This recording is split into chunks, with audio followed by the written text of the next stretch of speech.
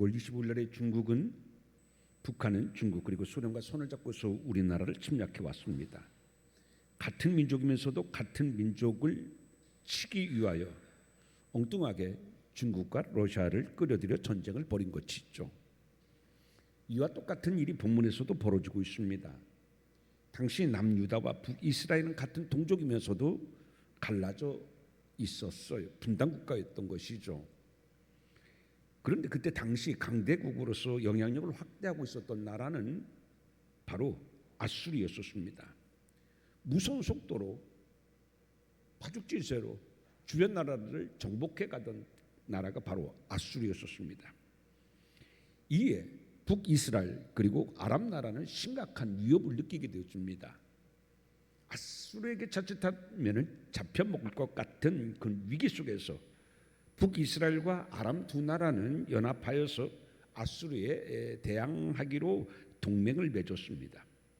그런데 가만히 생각해 보니까요, 북이스라엘과 아람 나라는 두 나라만 힘을 합해서 싸우기에는 역부족인 것 같았어요. 그래서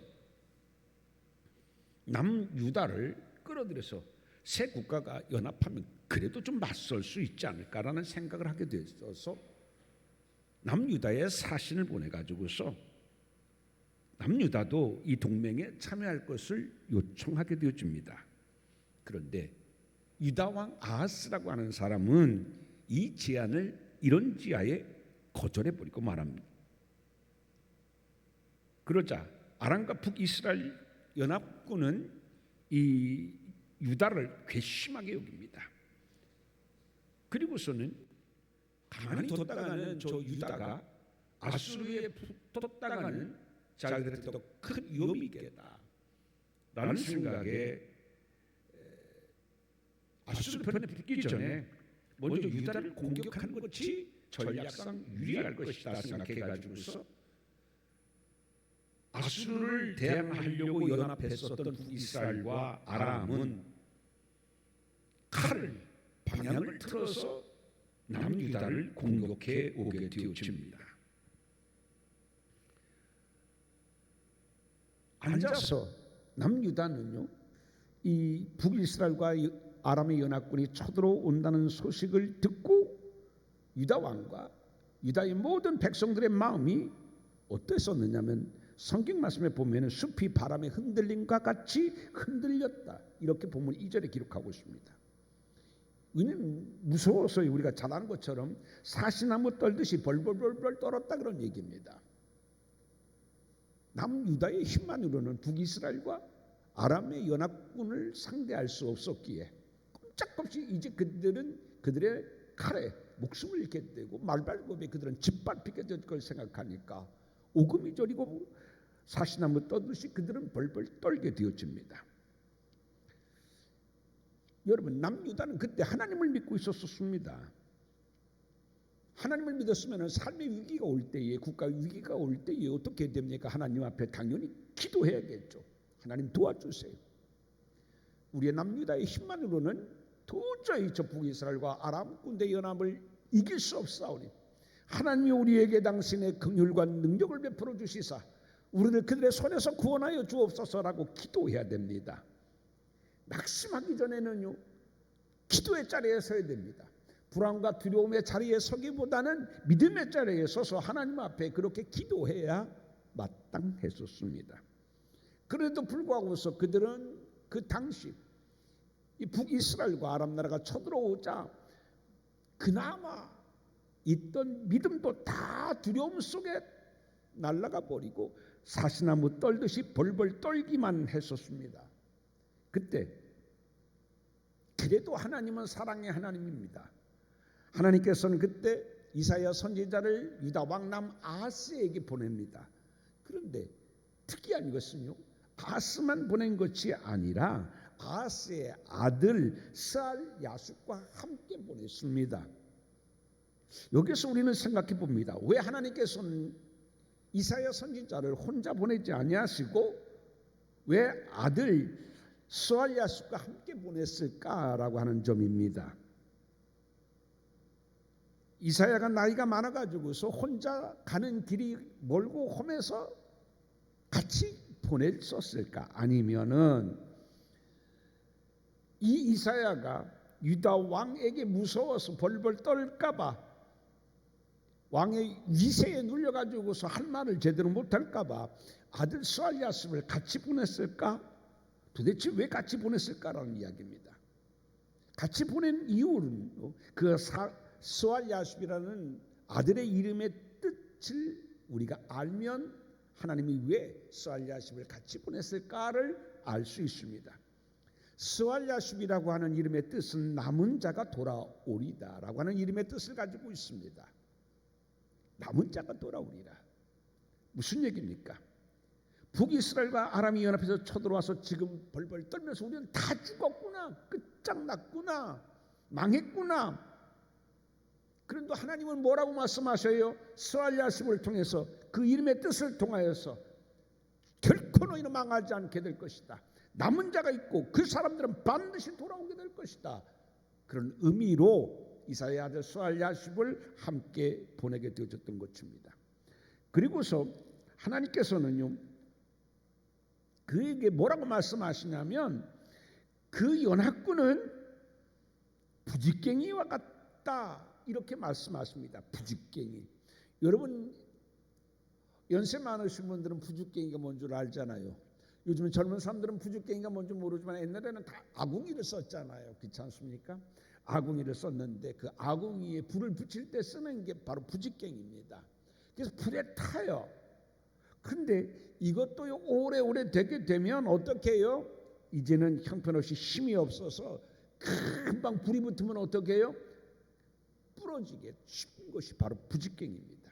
근데 하나님은 뭐라고 말씀하시냐면 바로 북이스라엘과 아람이 연합해서 쳐들어온다고 하더라도 그들은 아무 너에게 위협이 되지 못하고 부직갱이와 같은 그러한 존재밖에 되지 않을 것이다. 하나님이 이렇게 말씀해 주셨어요. 여러분 그 말을 듣고 얼마나 힘이 되고 위로가 됐겠습니까? 유다 왕이 하늘이 무너져도 솟아날 구멍이 있다고 하나님께서 그렇게 말씀해 주시니까 정말 안심이 되고 살았구나 하는 생각에 감사했었을 것이에요. 그런데 사실 그렇지도 않아요. 왜 그러냐면 이 유다 왕 아하스는요, 열왕기 그 하 16장이나 역대하 28장을 보게 되면 이 아하스라는 사람이 어떤 사람인지 아주 자세히 기록되고 있는데, 그 유다 역사상 가장 악한 왕이 누구냐면 이 아하스예요. 이 아하스는요, 그 손자가 있었는데 그 손자 이름이 므낫세예요. 그 므낫세 왕과 이 할아버지 되어지는 아하스 두 사람은요 정말 유다 나라에서 가장 역사 이래로 악한 왕입니다.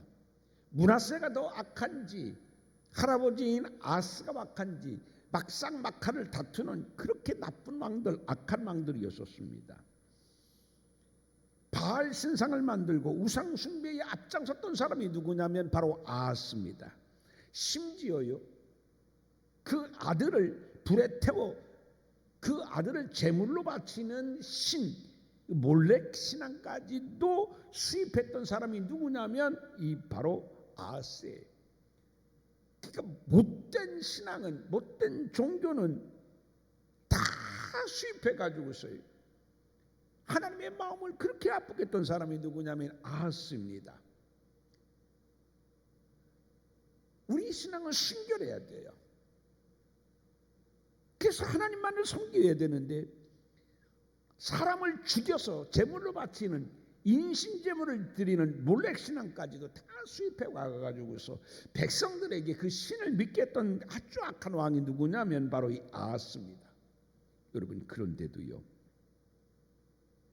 하나님께서는요 이 이사야 선지자를 보내고 그 아들 이 스알야습을 같이 보내가지고서 두려워하지 마라. 내가 너를 지켜줄 거야.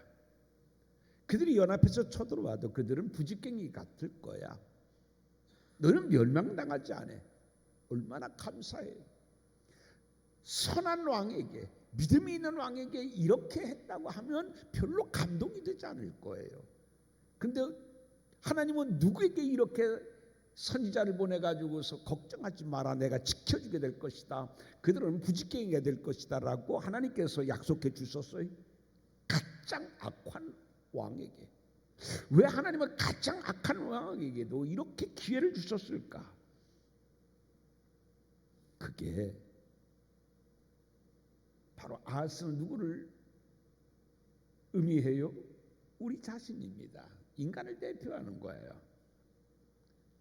우리도 사실 아하스하고 별반 다를 바가 없다는 얘기입니다. 세상 사람들은요, 우리가 전도하고 그러면은, 야, 니들 교회 다니는 사람 그리스도인, 니들은 그렇게 의롭냐? 너희도 별수합지 않느냐? 이렇게 말하는 경우가 있어요. 그러면 100번 1000번 맞죠. 여러분, 그리스도인이라고 다 훌륭한 인격을 갖고 있나요? 그리스도인이라고 다 선한 삶을 살고 있나요? 그렇지 못한 사람들이 얼마나 많아요. 그렇잖아요. 더 인격적으로 형편없는 사람이 있어요. 세상 사람보다 더 이상한 처세술을 보이면서 살아가는 사람이 있어요. 정직하지 못하고 요령 피우고 정말 나쁘고 가지고서 같은 그리스도인이라고 이야기하기 어려울 정도로 그렇게 소신하면서 살아가는 사람들이 있어요. 어쩌면 믿지 않는 사람보다 더 형편없는 인격과 삶을 살고 있는 사람들이 그리스도인 중에서도 얼마나 많은지 몰라요. 그런데요, 그럼에도 불구하고 하나님은 어떻게 했어요? 그런 우리를 불러주시고 사랑으로 우리의 모든 허물을 감싸 덮어주시며 자녀 삼아주셨어요. 이게 뭐예요? 이게 은혜예요. 우리는 예수 그리스도로 말미암아 하나님의 자녀가 되어졌어요. 신의 자녀가 되어졌어요. 우리의 인격이 신의 자녀, 하나님의 자녀다운 인격인가요? 하나님의 온전하심을 잘 나타내고 있는 선함이 우리에게 가득한가요? 그렇지 못해요. 그럼에도 불구하고 하나님께서는 우리를 자녀 삼아주시고 우리에게 은혜를 주시고 영원한 생명을 허락해 주셨어요.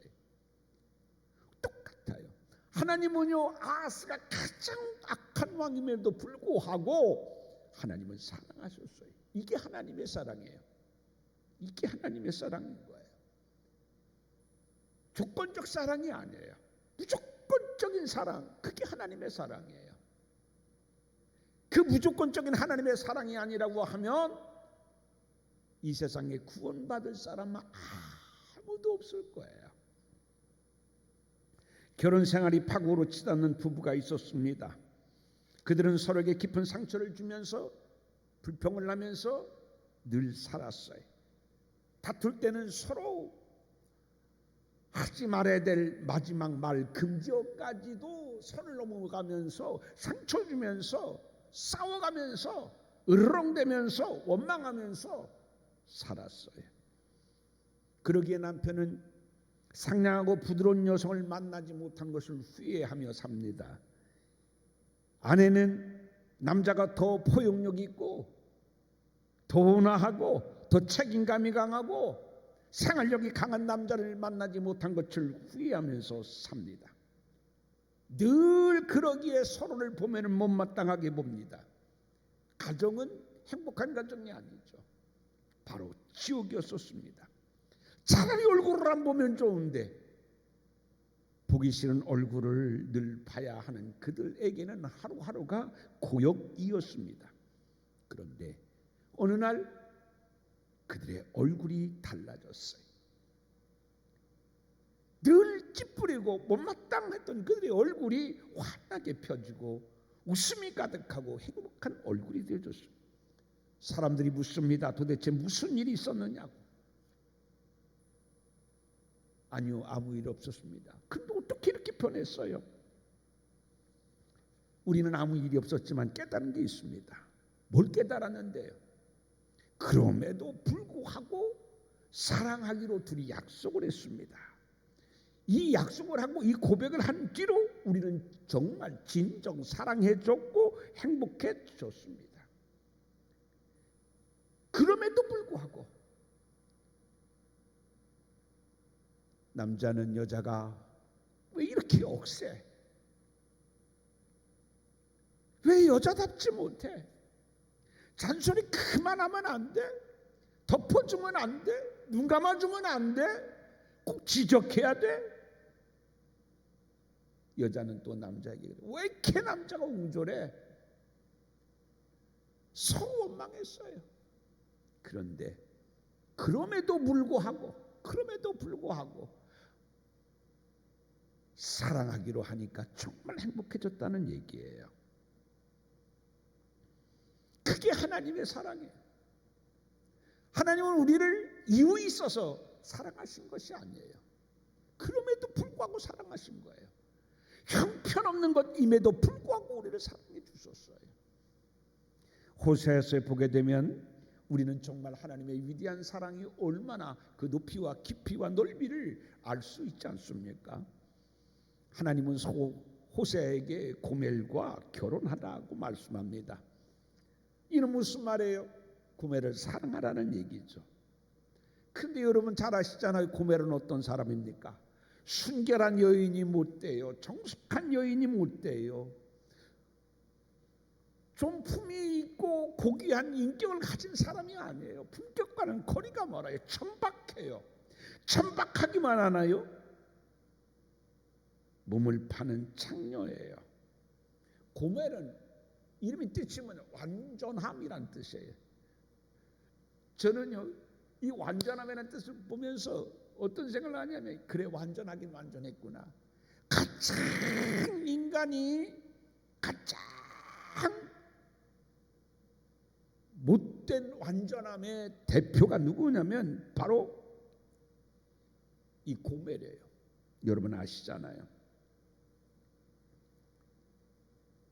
호세아는 어떤 사람이에요? 왕족이에요. 왕족. 모든 여인들이 선망하는 당대 최고의 신랑감이 바로 호세아예요. 왕족이죠. 그리고 우리가 호세아를 보면 얼마나 아량 있고 넓고 정말 선하고 좋은 사람이 호세아잖아요. 뭐가 부족해가지고서 하나님은 그 호세아 보고 천박한 그리고 그 천한 여자 창녀 여자 고멜과 결혼하라고 그랬잖아요. 어떻게 이런 사랑이 가능했을까요? 호세아는요 하나님의 말씀에 순종해가지고 결혼을 합니다. 왜 결혼했을까요? 왜 결혼했을까요? 결혼이란 것이 아무것도 아니기 때문에 그게 큰 의미가 없기 때문에 그 여자 결혼했을까요? 그렇지 않죠. 인생의 최대의 결정은 바로 결혼 아닙니까? 그런데 그럼에도 불구하고 호세아가 결혼한 이유는 뭐냐면 이런 하나님의 사랑을 호세아는 경험했어요. 다 같은 것을 하나님께서는 이렇게 사랑해 주시고 다 같은 것을 이렇게 자녀 삼아 주신 것을 생각하니까 내가 누구를 평가하고 내가 내 자신과 그 여자를 어떻게 비교해? 다 같이 이런 사람을 하나님은 그래도 사랑해 주시고 자녀 삼아 주셨고 이 사랑 받은 걸 생각하니까 자기가 고멜 사랑하는 거는 아무것도 아니에요. 그래서 이 사랑 깨닫고 경험했던 호세아는 고멜과 결혼하게 된 거예요. 하나님의 사랑은 조건적 사랑이 아니에요. 그럼에도 불구하고 형편없음에도 불구하고 결혼할 만한 그러한 자격이 없음에도 불구하고 그래도 사랑하는 게 뭐예요? 그게 무조건적 사랑이고 하나님은 우리에게 보여준 사랑이에요.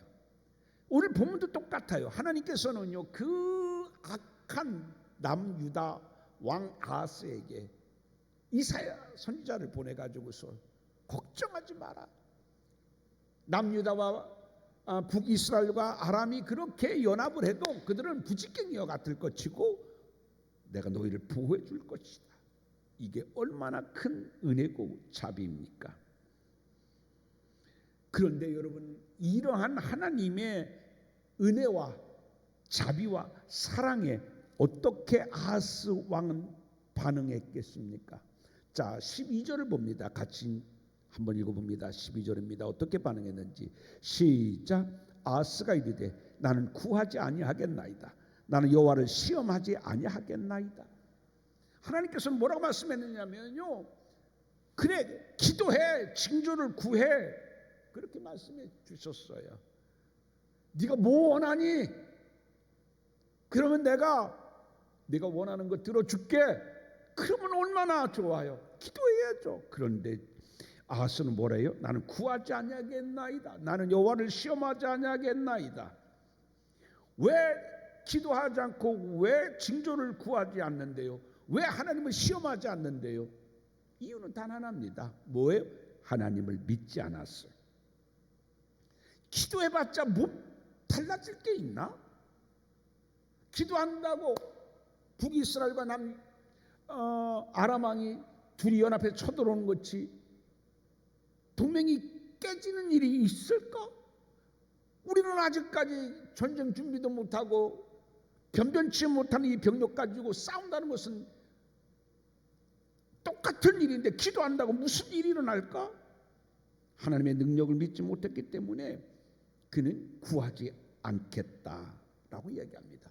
그리고서는 하나님께 기도하고 하나님을 믿고 의지하기보다는 이 남유다 아하스 왕이 선택한 것은 뭐냐면 아수르에 사람을 보내가지고서 도움을 요청합니다. 사람의 힘이 그에게는 더 현실적이고 더 확실하다고 믿었던 것이죠. 그래서 엄청난 돈을 주고 오늘 말하면 용병을 샀던 것입니다. 그게 아하스 왕이에요.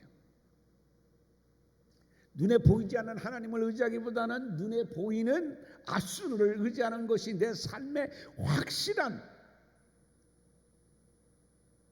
힘이 될 것이라고 생각을 했던 것이죠. 그래서 그는 하나님의 구원의 손길을 거부하게 되어집니다. 이사야 선지자는 이러한 유다 왕 아하스의 태도를 뭐라고 얘기를 하냐면 13절 한번 봅니다. 같이 읽어볼까요? 시작. 이사야가 이르되 다윗의 집이 원하건대 들을지어다. 너희가 사람을 괴롭히고서 그것을 작은 일로 여겨 또 나의 하나님을 괴롭히려 하느냐. 여러분, 하나님을 믿지 아니하고 하나님을 의지하지 아니하는 것을 뭐라고 말씀하시냐면 하나님을 괴롭게 하는 것이다. 여러분, 하나님을 믿지 않고 하나님께 기도하지 않고 하나님께 의지하지 않는 것을 뭐라고 말씀하고 있습니까? 하나님을 괴롭게 하는 것이다. 여러분, 무슨 얘기예요? 여러분, 부모님이 있어요. 어려워요. 내가 어려워요. 부모님한테 믿고 의지하고 아버지, 어머니 나 지금 이렇게 어려워요 라고 하면은 능력이 있고 충분히 도와줄 수 있음에도 불구하고 어머니, 아버지의 능력과 사랑을 안 믿는 거예요. 그리고 도와달라고 하지 않고 혼자 문제스럽게 끙끙끙끙 앓고 있을 때 부모 마음이 어때요? 괴롭잖아요. 괴롭잖아요. 바보 같은 놈, 왜 엄마가 있는데 왜 아빠가 있는데 왜 어렵다고 말을 못해? 도와달라고 왜 못해? 어머니가 가지고 있는 힘은, 아버지가 가지고 있는 힘은 누구를 위해 사용되어져요? 자식을 위해 사용되어져. 그때 부모는 기쁘잖아요. 그래, 이렇게 엄마가 아빠가 내 자녀들의 울타리가 되어주고 힘이 되어줬으니까 그게 얼마나 좋아요. 그런데 혼자 끙끙끙끙끙 하면서 아버지 엄마에게 도와달라고 하지 않을 때 그것을 바라보는 부모의 마음이 괴로운 거예요. 똑같아요. 내가 이렇게 도와주겠다고 하는데 그것을 거절해요, 아하스 왕이. 그래서 하나님은 괴롭다. 왜 하나님을 괴롭게 하느냐라고 말씀하고 있는 것입니다. 여러분, 그러면서 하나님께서는 왜 징조를 구하지 않느냐? 징조를 구하라. 여러분 이 징조의 내용이 뭐냐? 14절입니다. 이 징조가 시작. 그러므로 주께서 친히 징조를 너에게 주실 것이라. 보라 처녀가 잉태하여 아들을 낳을 것이요 그 이름을 임마누엘이라 하리라. 징조가 뭐라고요? 임마누엘입니다. 임마누엘 뜻이 뭡니까? 하나님이 우리와 함께 계시다. 임마누엘은요 하나님이 우리와 함께 계시다. 너가 하나님께 구하면 기도하면 나와 함께함을 내가 분명히 보여줄 거야. 임마누엘의 하나님을 말씀하고 있습니다. 하나님은요 절대 그 백성을 아무리 아하스 왕이 악할지라도 이제까지 그렇게 악하게 살아왔을지라도 하나님을 등지고 가정상을 섬기며 백성에게 복종을 해냈어도 그래도 하나님은요 사랑을 중지하지 않냐고서 사랑해 준다고 말씀해요. 그리고 기도하면 내가 너를 떠나지 않겠다 지켜주겠다 임마누엘을 약속해요. 여러분 그래도 아하스 왕은 끝내 하나님의 징조 구하지 않습니다. 여러분 오늘 본문에 보게 되면 보라 처녀가 잉태하여 아들을 낳을 것이요 그 이름을 임마누엘이라 하리라. 예수의 이름이 뭐예요? 임마누엘이에요. 보라 처녀가 잉태하여 아들을 낳을 것이다. 세상에서 가장 귀한 징조는 뭡니까? 아기 예수의 탄생이에요. 하나님의 사랑의 징표가 뭡니까? 아기 예수 임마누엘의 오심이에요. 징조는 징표예요. 하나님의 가장 큰 사랑의 징표가 뭐라고요? 하나님이 친히 신이시면서 신의 영광을 버리고 낮고 천한 인간의 몸으로 이 땅에 우리를 지켜주시고 구원하기 위하여 우리의 연약함을 채우라여 우리의 연약함을 도와주기 위하여 우리를 죄와 사망에서 구속하기 위하여 이 땅에 오신 예수 그리스도가 하나님의 가장 확실하고 위대한 징표, 징조다라고 하는 말씀인 것입니다. 성경은 하나님께서 우리 인간을 찾아오셨다고 분명히 증거하고 계십니다. 그래서 기독교는 찾아오신 신이 우리에게 찾아오신 그게 기독교예요. 다른 종교는 뭐예요? 인간이 신을 찾아서 어디에 신이 계신가? 그런데 기독교는 뭐예요? 인간이 신을 찾아가는 종교가 아니에요. 하나님이 찾아오셨어요. 하늘 어디에 계신 줄 알고. 그래서 옛날에 우리나라 사람들은 신이 저 바닷속에 있는 줄 알고 용왕을 섬기기도 했어요. 아니야, 신은 저 산에 계서 그래서 산신령을 섬기기도 했어요. 그렇잖아요. 아니야, 신은 저 하늘에 계서 옥황상제를 섬기기도 했어요. 모르니까, 신이 어디 계신지 모르니까, 하늘에 계신지 땅에 계신지 산에 계신지 바닷속에 계신지 모르니까 그분의 이름도 몰라요. 그래서 어떤 사람은 옥황상제라고 하고 어떤 사람은 용궁이라고 하고 용왕이라고도 하고 몰라요. 그런데 성경은 우리에게 분명히 말씀합니다. 하나님의 이름은 여호와요 그분이 우리를 위하여 구원하기 위하여 이 땅에 보내신 예수는 임마누엘이라. 그리고 그분이 우리를 찾아오셨다라고 하는 말씀인 겁니다. 성탄절은 바로 우리와 함께하기 위하여 우리를 구원하기 위하여 아기 예수가 오신 날인 겁니다. 여러분 남유다가 두 연합군의 침략을 받아가지고서 지금 위기에 처해 있습니다.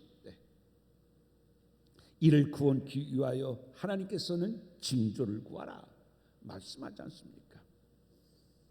그 징조가 바로 아기 예수다. 우리나라가 어렵습니다. 지금 세상 사람들이 살아가는 것이 어렵습니다. 불투명합니다. 내년에는 어떻게 될지, 우리나라의 경제가 어떻게 될지, 내 건강은 어떻게 될지 모든 것들이 다 불확실합니다. 안정된 것은 하나도 없습니다. 그래도 여러분이 이 불확실하고 불안정한 세대 속에서 우리가 굳건히 서기를 원하십니까? 임마누엘의 예수님과 함께하면 됩니다. 어쩌면 내가 하나님과 함께하는 것이 아니라 그것을 믿으면 누가 함께해 주시는 겁니까? 하나님과 함께. 내가 하나님과 함께하는 게 아닙니다. 감사합니다. 예수여 어서 오시옵소서. 감사합니다. 하나님이 어서 오시옵소서 라고만 하면은 하나님이 우리와 함께 계시고 동행하시고 우리를 지켜주시고 우리를 구원해 주시고 우리에게 생명 주신다는 말씀인 것입니다. 이 하나님의 사랑의 징표인 예수, 그분이 태어난 날이 오늘입니다. 이 하나님의 사랑의 징표인 예수 그리스도를 오늘도 알지 못하고 불안정한 세 속에서 걱정 근심 속에 살아가는 사람들, 아직까지도 생명을 얻지 못하고서 방황하는 사람들에게 하나님의 가장 큰 사랑의 징표인 예수 그리스도를 전할 수 있는 우리 모두가 되어지기를 주님의 이름으로 축원드립니다. 기도합니다.